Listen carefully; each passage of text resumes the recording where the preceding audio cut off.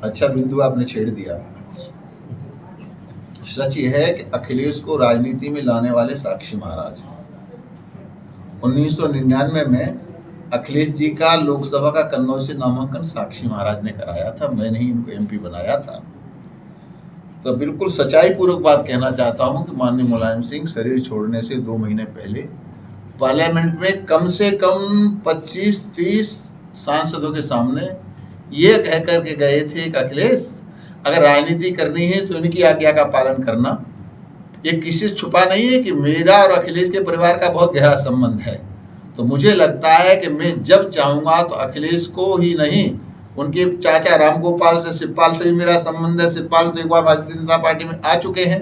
तो मुझे लगता है जिस दिन मैं आग्रह करूँगा, उनसे निवेदन करूँगा, और परिवार का मुखिया हूँ, सब मेरा सम्मान करते हैं, तो या तो वो बीजेपी ज्वाइन कर लेंगे, और बीजेपी ज्वाइन नहीं करेंगे तो एनडीए का अंग बन करके एनडीए के लिए काम करेंगे। अखिलेश यादव तो ये भी कह रहे हैं कि जाति जनगणना का जो हुआ है वो साक्षी महाराज के ही दबाव में हुआ। नहीं, ये जब से मैंने राजनीति संभाली है तब से मैं ओबीसी के आधार पर राजनीति करता रहा हूँ, और यहाँ जो तीसरी बार एमपी बना हूँ इसमें ओबीसी समाज की बहुत बड़ी भूमिका रही है।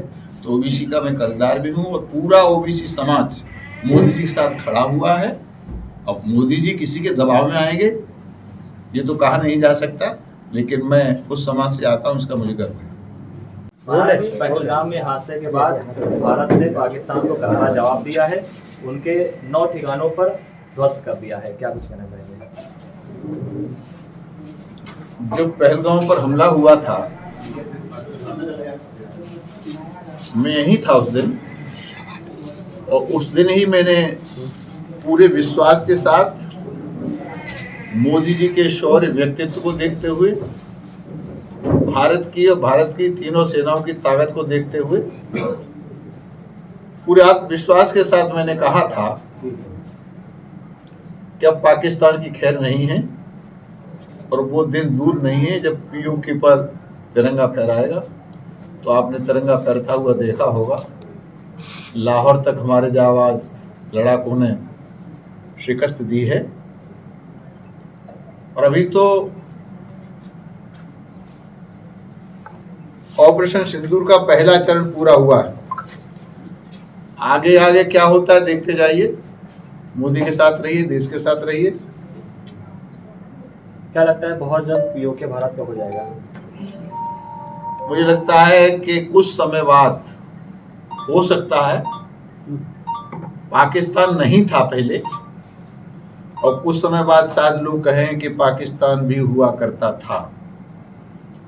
ये स्थितियां बन सकती हैं, क्योंकि पाकिस्तान को अमेरिका और उसके दोस्त समझाने का प्रयास करते हैं, पर विनाश काले विपरीत बुद्धि।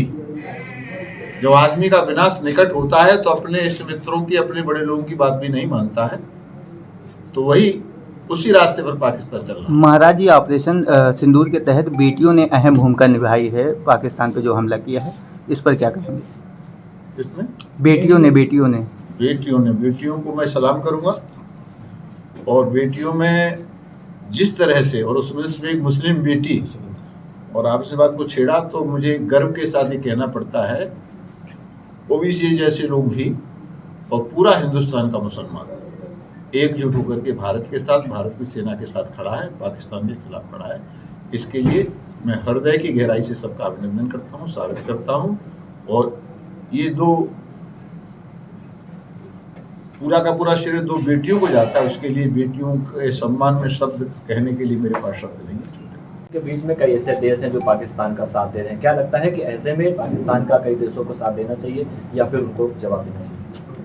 ये अपने अपने हर एक राष्ट्र की अपनी अपनी नीति होती है, लेकिन अधिकांश राष्ट्र आतंकवाद के खिलाफ एकजुट हुए हैं, और दुनिया की सबसे बड़ी ताकत अमेरिका बार बार पाकिस्तान को समझा रही है कि पीछे हटो, नहीं तो परिणाम भयंकर होंगे। ओवैसी से लेकर देश के तमाम मुसलमान ये कह रहे हैं कि अगर वक्त पड़े तो सरकार से इजाजत लेकर बॉर्डर पे लड़ने जाना पड़ तो जाएंगे। ये अच्छी बात है। ये गंगा जमुनी तहजीब का प्रमाण है कि हिंदुस्तान का मुसलमान पूरी ताकत से सेना के साथ खड़ा है, भारत के साथ खड़ा है, पाकिस्तान के खिलाफ में खड़ा है,